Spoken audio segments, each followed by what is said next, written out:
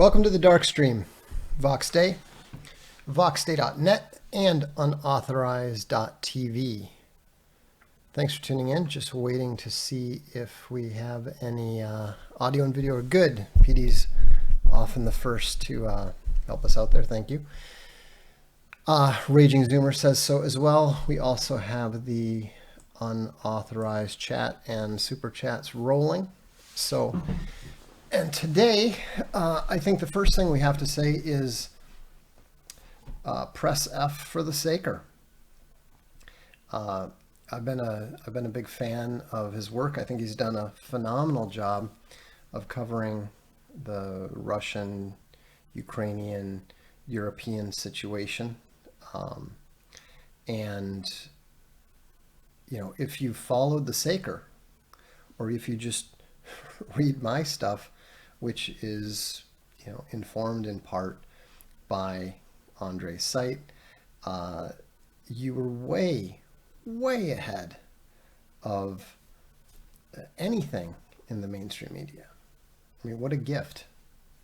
And so I really appreciate what he gave us.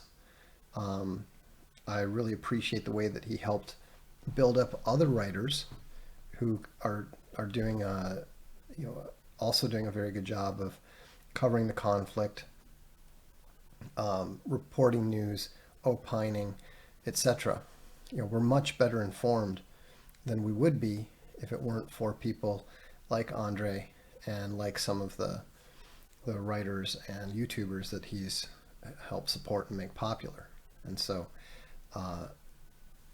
you know, everything has to come to an end sooner or later. But I think that it's I think that you know, there's no reason to to rage against the dying of the light in this particular case. The right time for him to shut down has come. I can't fault his reasoning, because things could get difficult for an openly pro-Russian, ethnic Russian living in the States once the conflict goes openly hot. But, you know, I think also that it's exhausting. I think it's extremely exhausting to focus all of your efforts on such an intrinsically controversial and intrinsically violent subject. You know, people sometimes say, "Oh, well, you know, you're controversial, and you know, you put yourselves in the middle of some controversies." But the reality is that a lot of the stuff that I deal with it's really not that controversial. You know, maybe Google or you know, an Indiegogo will make an issue. Will go out of their way to make an issue, but it's not something that where you're going to have literally tens of millions of people angry at you because you're contradicting the narrative of their government in that context. I mean, yes, you could say, well, what about vaccines? But, you know, vaccines, we can't escape that. We absolutely can't escape that. Bilbo says, I have a complaint. Paid 400 hard-earned bootstrap dollars for Junior Classics 1 through 3 and received 6. Yeah, we we might have made a mistake on occasion, but we'd rather make a mistake going that way than the other way. If we make a few mistakes where people benefit from it, I think we can live with that. In fact, I think that a lot of you are going to like our new subscription policy that we're going to announce in the relatively near future. By the way, speaking of things coming to an end, I think some of you might be glad to know that I am on the final stretch of A Sea of Skulls. There's approximately 30 days to go, and I will be done with the initial draft. Now, I'm not just going to like wing it into an EPUB and put it out there on Amazon. What I'd like actually is if you're one of the 500 or so people that bought A Sea of Skulls on Amazon and sent me an email, I still have all of those emails, and I'm still going to send out the full EPUB to all of those people when it's ready. But if you're one of those people, so if you're one of the people that bought the initial A Sea of Skulls from Amazon, and you emailed me saying, yes, I want to get the whole thing when it's done, I would like, and if you, assuming you consider yourself a particular fan of Arts of Dark and Light and you know it well, then I'd like I want 7 people to join my 3 normal first readers in order to catch whatever inconsistencies or infelicities and that sort of thing there are. And we're going to, because this is going to be going into leather, we need to take our time. We need to do it methodically, step by step. A Throne of Bones had 10 iterations. The version that's on Amazon is actually the 10th iteration, and that's the one that the print edition was based on. I don't think we're necessarily going to want to wait quite that long. So we want to at least do a couple iterations of the text, cleaning up the typos, cleaning everything up, catching everything, before we go to print and before we go to leather. But we will do, we will get the audiobook soon. Leather. Look above me. Do you see the 3 things glowing above me? That's Summa Helvetica, A Throne of Bones Book 1, and A Throne of Bones Book 2. Hopefully, around this time next year, we will have 5 books up there, which will include the 2 volumes of A Sea of Skulls, both of which will be part of the Castalia Library subscription. So, but we want to do it right, and it could take some time because we'll need to get for the leather, because we need to get all the special artwork, interior artwork done. How much should a story change between drafts? It really depends on the author. Mine tend to change very, very little. I don't do outlines. I don't do much rewriting. Pretty much what you see is what you get. P.G. Wodehouse, when he wrote, he used to, and I mentioned this, by the way, if you haven't seen the interview between Piero San Giorgio and I, it's up on the Darkstream number 993. And one of the things we talked about was writing and writing styles. And P.G. Wodehouse had one of the more interesting systems. He used to put all the pages that he typed out up on the wall around the whole room. And if he was happy with it, it was up. If he thought it was really good, it was above. If he thought it wasn't as good as it should be, put it below. And then what he would do is he would retype that page, but it would begin and end with exactly the same thing, but he would potentially change what was in between it. And that's one of the reasons why his stories just maintain such a high level of energy all the way through them. Idaho Crusader says, me and my buddies are already planning to send an arm shipped for copies of Arts of Dark and Light 3 after the collapse. Well, the good thing is that because of my new writing schedule and my new personal commitment to getting a lot more written in the next 20 years, I was thinking again, and I've been aware of this for a long time, but what really frustrated me about my literary output over the last 8 years or so is that, I've wasted a lot of that time from a writing perspective, because I'm in my 50s. So I've probably got, on average, between 12 and 20 years of writing at my at my best. That's about how long I can expect before I don't have my A game anymore. I mean, and this doesn't matter whether you think I'm a bad writer, whether you think I'm a good writer. That's not the point. The point is that you have to be aware that at a certain point your writing is going to drop off. The only exception to that I've ever seen is Christopher Hallpike. He's 83 and he's still going strong with his writing. Everybody else that I've seen, has dropped off. In some cases, dropped off a cliff. This is why George Martin is not going to finish his books. He's too old. He took too long.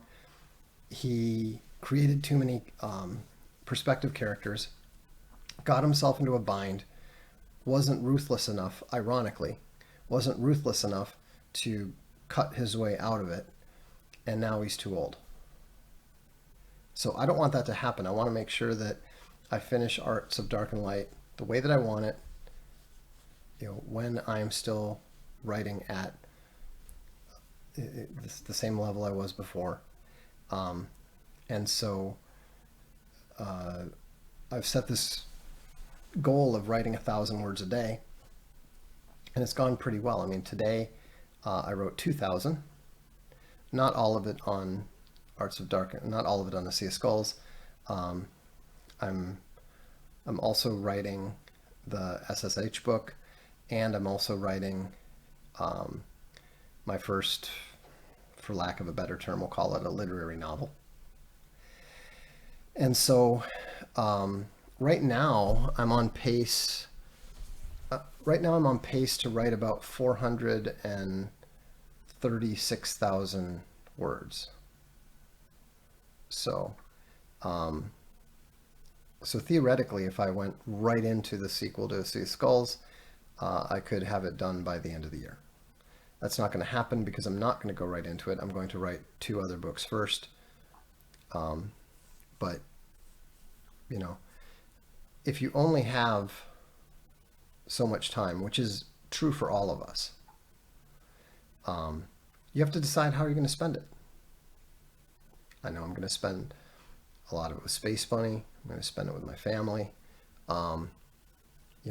Spending some of it getting the bindery going, etc., etc. But that's one of the things that has to be on the list. And the thing is, it's doable. One of the reasons that Murakami, Haruki, not Ru, is so prolific is because he writes the equivalent of 1,600 words a day. Just boom. And he's a great writer. Gravy Bear says, if you weren't able to finish Arts of Dark and Light, would you allow another author to finish it? Possibly. The problem is that I can't even find an author that I can trust to do a reasonably good job with things like War Dogs Incorporated. So I'm not optimistic. I mean, it's kind of funny because on the one hand, I don't think of myself as, anything more than a workman-like writer, because I compare myself to better writers like Richard Adams, Lloyd Alexander, etc., etc. But then when I look at, when I've actually tried to work with other authors, some of whom are pretty good, they just haven't been able to generally haven't been able to quite cut it. The one author that I think, if I worked with him, it would work, is the G.D. Stark. But we haven't had a lot of success. He's busy, and I just haven't had a lot of success with anybody else. I mean, Chuck Dixon could do it, but I don't think he has the desire to. I mean, here's the thing. It's insane to write 300,000 word books. Chuck writes enough, but he's smarter. He writes in 30,000 word chunks. He writes in smaller chunks. And it's much easier. It's much easier to write 10 30,000 word novels than one 300,000 word novel. Murakami actually specifically addresses this, and he would know. He's written everything from a very short novel like Hear the Wind Sing to a very long novel like 1Q84. Let's get to the stupid questions, because I have a little musical treat for you, which is not Booster Patrol. How many words does Chuck Dixon write a day? I don't actually know. But he's extremely prolific. He's extremely fast. He's already written Night Streets issues 1, 2, and 3. I've written about 6 pages of Night Streets volume 6. Or not Night Streets, but Midnight's War volume 6. So he's astonishing. He's amazing. I have nothing but the utmost respect for the legend Chuck Dixon. Do current events influence your writing? No, not in the slightest. My writing is an escape. My writing is a chance to live in a different world. Are Plato and Aristotle getting at the same thing? No, absolutely not. As a wise old Italian admiral once told me one day over lunch, all political, ideological, and philosophical differences come down to one thing: Plato or Aristotle. How do you think America will go about a war with China? Very, very poorly. In fact, I was reading something. What's the name of it? I was reading this just tonight. China's grand strategy: trends, trajectories, and long-term competition. That's a RAND report, 160 pages. And the most significant thing about it is that China has a grand strategy. In fact, I even highlighted it. Hang on. Bookmark where I am so I don't lose it. Okay, Chapter 2, Grand Strategies for China. Grand strategy is the process by which a state relates long-term ends to means under the rubric of an overarching and enduring vision to advance the national interest. Guess what the U.S. doesn't have? The U.S. doesn't have a government that either makes long-term plans, and whatever long-term plans it makes in the interest of people who are not the nation. So China has a grand strategy. The U.S. does not. Ergo, China, just on the basis of that alone, you can be fairly confident that China is going to win. The only advantage that the U.S. has right now is that it has, at present, a stronger Navy and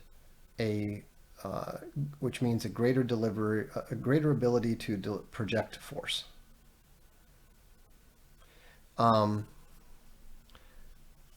But that advantage is rapidly vanishing. We talked about this on the last stream, in fact. Time to learn Mandarin. Not the worst thing. I mean, a lot of the Jewish families that I knew back 25 years ago are starting to do that. China has strategy, people, and manufacturing capacity. The U.S. has diversity. Well, the U.S. also does have resources. That's important to remember. The U.S. has plenty of resources, and it shouldn't have any problem feeding itself. But again, because it has diversity, it's increasingly unable to function. Is Socrates a Promethean character in Plato's writings? He might as well be, yes. A field of femurs. That's funny. I'm not going to say that the thought hasn't crossed my mind, but no. a terrain of tibulas. Uh, what's your opinion on the Westmark trilogy by Lloyd Alexander? Disappointing. I mean, it was competent. It was reasonably well written, but it was mediocre. It was absolutely mediocre, which was really disappointing compared to the Chronicles of Prydain. So, he's also, he's got that boomer problem of wanting to set things in a war environment, a military environment, and then have his characters, who are very important people, kings and princes, completely failing to do their duties, failing to live up to their responsibilities, and running around and having adventures. You can't do that. If you want to write something that's on the level of a Game of Thrones and involve politics and kings and crowns, then you don't get to do the nobodies running around having adventures stories. It doesn't work. It's a category error. And so that was disappointing about the Westmark trilogy. Is the Hamlin video fake? I assume so, but I haven't even watched it. I mean, my level of interest in the in the clown world narrative is close to non-existent. I basically just ignore it. Thoughts on the Monster Hunter books by Larry Correia? A lot of fun. Great gun porn. Has a lot of good moments. I think his take on Frankenstein is the best one that I've ever encountered. The whole Mary Sue thing originally, that was his first book and stuff, so it's totally forgivable. And as I've said many times before, Larry Correia is the only writer on the planet, I think, who can make a Mary Sue actually work. Because if you do happen to be a physical giant gun expert, you can do things that normal people can't. And he, as he improved as a writer, he got away from it. So I could do a bit without the delta jealousy of the alpha characters, but that's what it is. The interesting thing for me is that Larry Correia is quality delta fiction, and I think that's why he's so massively successful. Even though he's writing in a fantasy genre, he is much more akin to the Robert Ludlum action style writers of the 70s and 80s. Do you think Razorfist has the potential to be a great pulp writer? I wouldn't necessarily say great, but I think that he has. I mean, who knows what he might. I expect him to be a good pulp writer. I'm not enough of a. I mean, is he going to reach the heights of, say, a Robert E. Howard? Probably not. But then I'm not going to reach the heights of Tolkien. So, we do the best we can. He's a good writer. He's a good world builder, and he's going to keep getting better. So we're happy to be publishing him, and I'd really like to get those books out to everybody. So, and in fact, I would anticipate that eventually you're going to see a Castalia Library version of some of the Night Vale books. We'll see.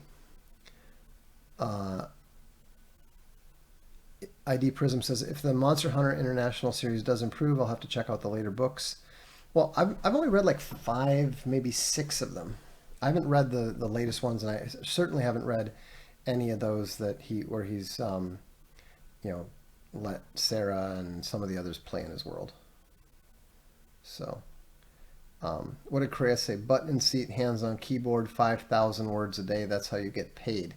Yeah, 5,000 words. That's not happening for me.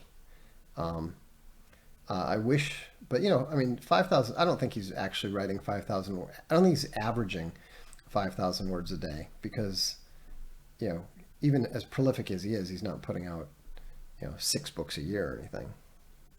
So, did you ever get the chance to see Mr. Jones, the Holodomor movie? No, I didn't get the opportunity, and I probably wouldn't be very interested in seeing it. Let's see here.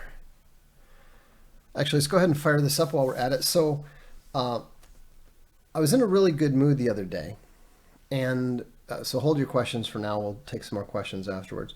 I was in a really good mood the other day because a friend of mine who I've worked with on music, a very good friend from the past, we'd talked a little bit here and there. I'd sent him some Booster Patrol stuff, and just out of nowhere he said, "Hey, what do you think of this?" And so anyhow, I'm going to play you the last song that we worked on together, and the last song that we wrote together, and then I'll play you this new one. So this is Paul Sebastian doing Sunyata, which some of you will have heard before.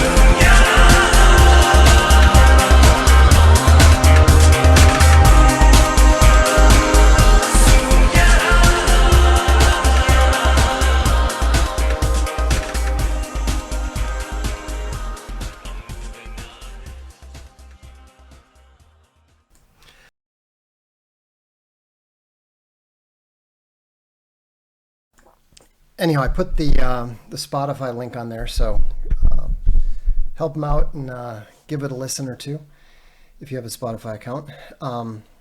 Anyhow, the thing I love about it is that, I mean, it instantly transported me back to like the summer of 1994.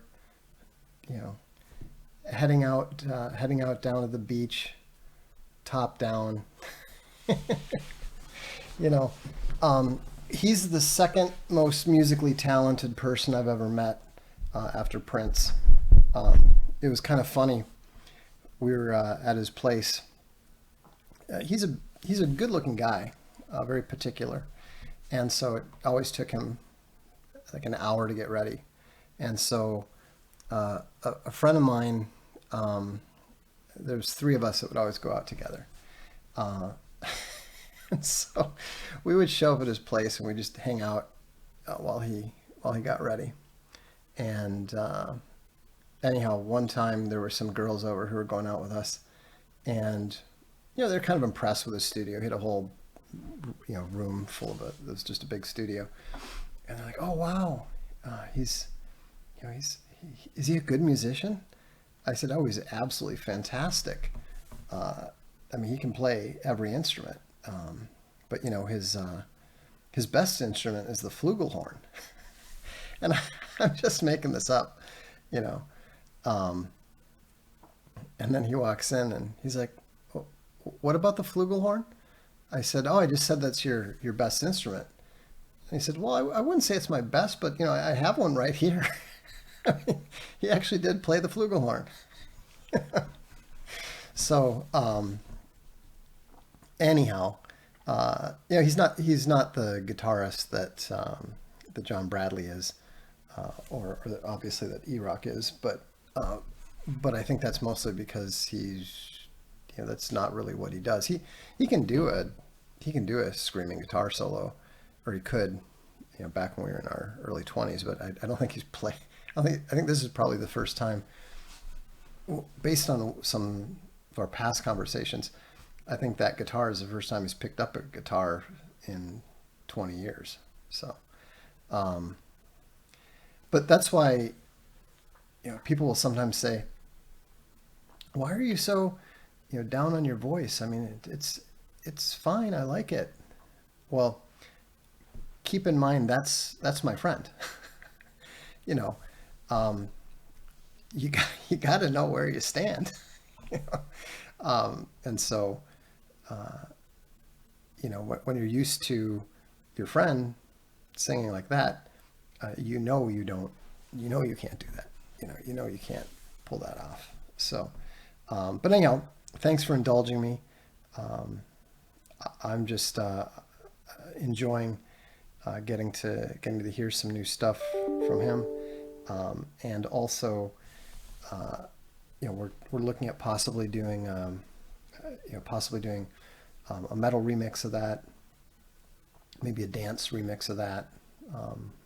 We'll see what we can do, but I don't know where we're going to go, what we're going to do, but all I know is that summertime's coming, and it's time to put that music on and just go out and enjoy life. So anyhow, let's go back to the questions. So I've got another 15 minutes or so. So if anyone wants to fire away some more stupid questions, let's go for it. Dark Lord fan wants a summer boost. I would love, if it's possible to do a Booster Patrol version of that, I would absolutely love to do it.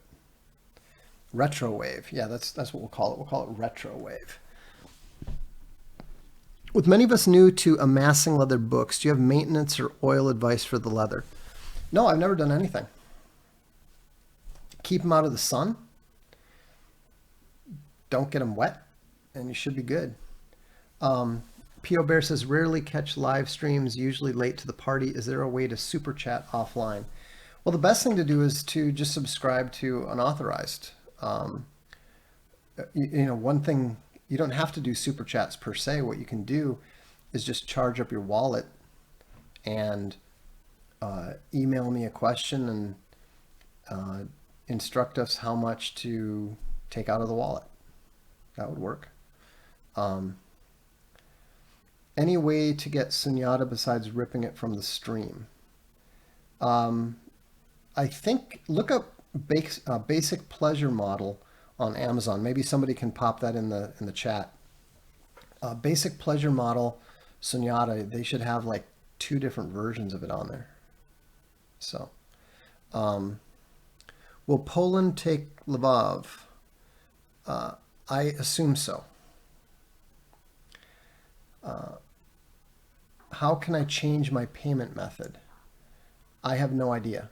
Are you talking about for unauthorized? I would email unauthorized tech support. Some very troubling economic signs here in the States. Yes, I agree. Do you think 2023 is going to get pretty hard here? I assume so, but 2022 turned out better than I thought. Vox, may I have your home address so I can send you a chainsaw for Christmas? No, you may not. I think that it's war is a period where some people do very badly and some people do very well, and we'll just have to see. What's interesting is that and one thing I like about with what we're doing with libraries, that books tend to do very, very well in times of economic difficulty, because even though they can be expensive, they're still much, much less expensive than other forms of entertainment. How is Italy this time of the year? It's what they think is cold. Same as Switzerland. It's what they think is cold. It's not actually cold.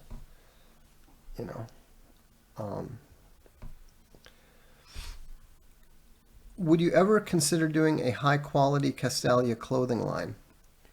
Well, not only would we consider it, we actually have very good connections with people that do like high-end leather clothing. In fact, my goatskin guy keeps telling me that he wants to make me a green goatskin leather suit, which Space Bunny informed me was not happening. When the dollar collapses, will the stock market be worthless? Eric sends a super chat. Thank you. No, it will not be worthless, but it will be worth less. By the way, Taryn has the link here. Let me pop this in both chats just so it'll stand out a little bit more. Thank you, Taryn. If you want to find Sunyata, get a copy of it, you can get it from Amazon there. Why green? I have no idea.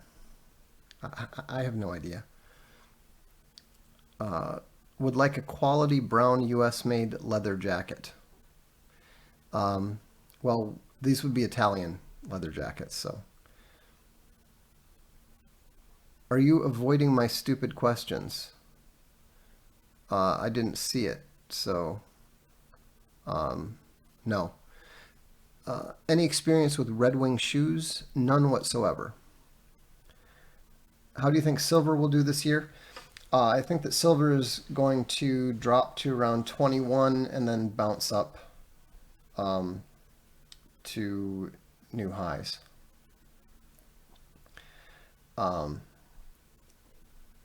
Favorite ice cream?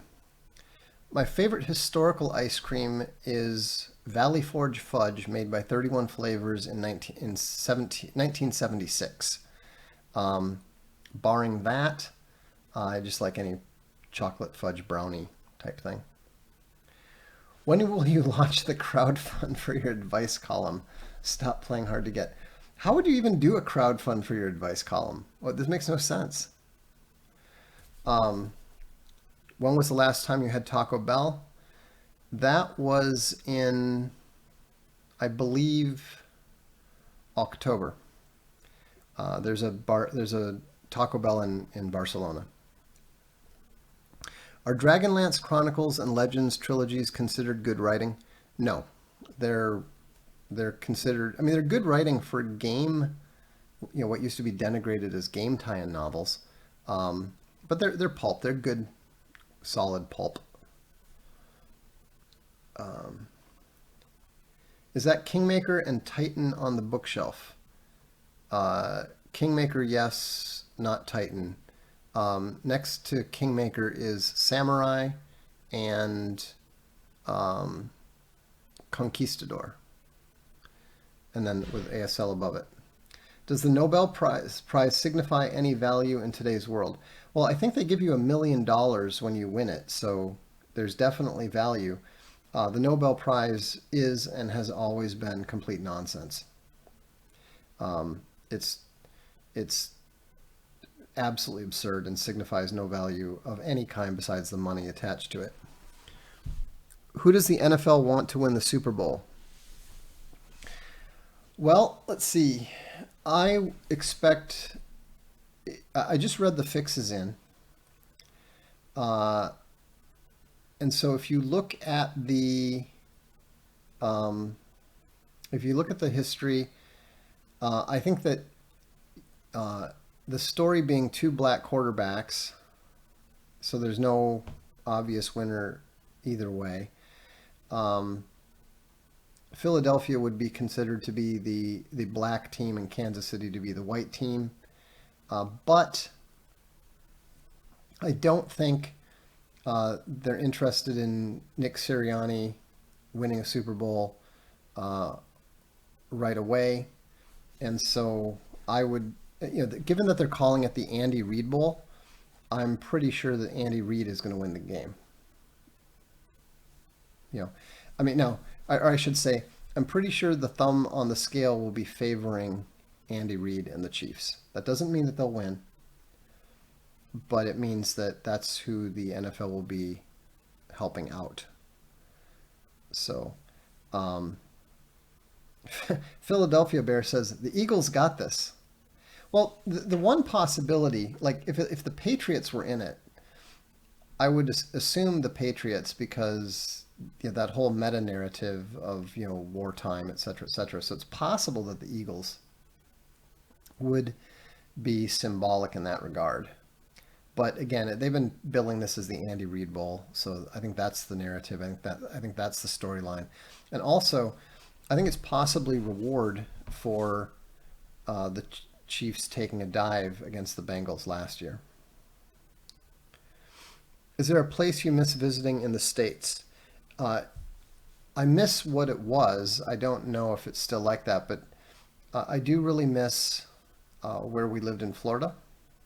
That was really an idyllic time of our lives, Space Bunny and I.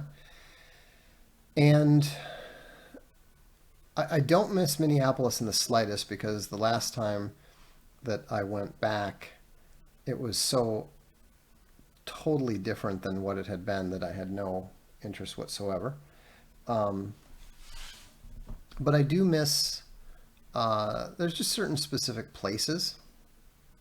There's a place around Pleasant Lake in North Oaks, this little bridge that was near our house. Although now they built a new house fairly close to it, so that might be wrecked too. But um, yeah, I miss the pool at my best friend's parents' place, that kind of thing. You know. Let's see. Who would win in a fight, Volodymyr Zelensky or Ryan Seacrest? I think you've got to go with Seacrest. I think that I think he's a vicious little bitch. Uh, what about you? Do you bathe or shower? Oh, I'm hardcore on the shower side. So, okay. Big Bear has strong opinions about people that shower instead of bathe. Big Bear can't even fit into a bath. So, no. Now, don't get me wrong. Just because I don't like baths qua baths doesn't mean that I'm averse to the the full immersion experience. I mean, for me, actually, what I prefer is you work out, then you rinse off in the shower. You first hit the jacuzzi, then you hit the steam room, then you hit the sauna, and then you go back and hit the shower. I mean, that's the optimal way to do it. That's the way that I prefer to do it when I have a proper health club. Um, sometimes the health clubs only have showers and steam rooms, so that's what you go with. But Spinning Ball says, "Who decided Mahomes is black? He's whiter than I am." Look at his dad. His dad is very, very black.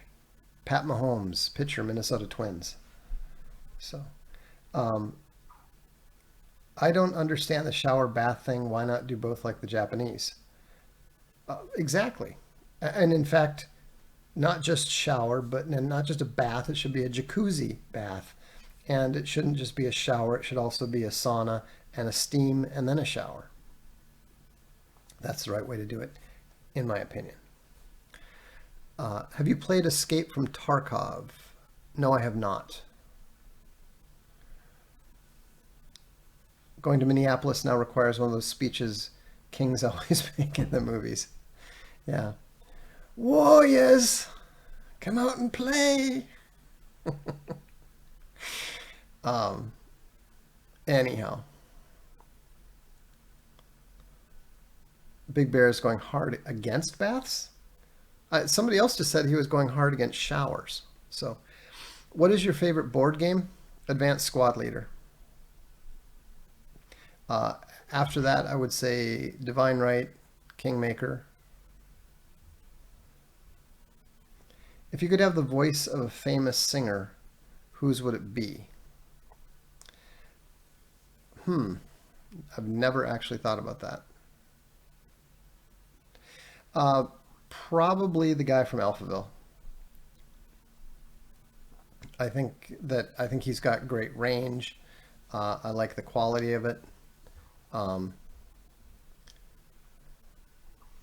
So I would. What's his name? Oh, I want to say Frank. It was kind of funny because on New Year's Eve we were just looking for a countdown, and for some reason, some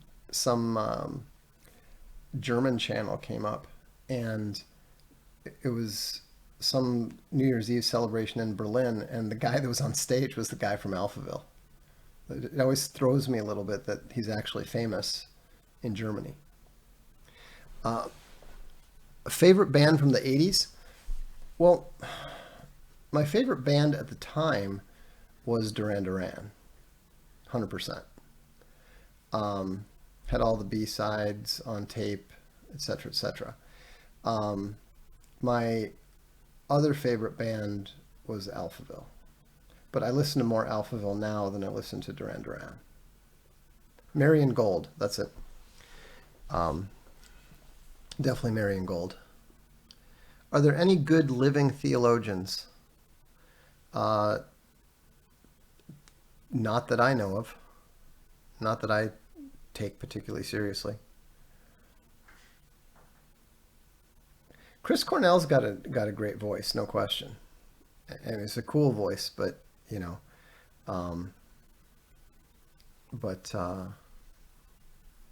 it would have been interesting to hear Nick Beggs and John Taylor play together at some point. Outside of Van Creveld and Lind, book list in the context of professionals study logistics. I don't know because I'm not a professional, so I don't study logistics. But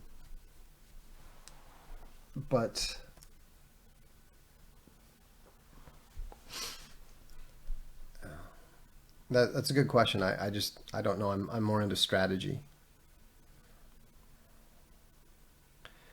Tool, but Mike Portnoy era Dream Theater is excellent too.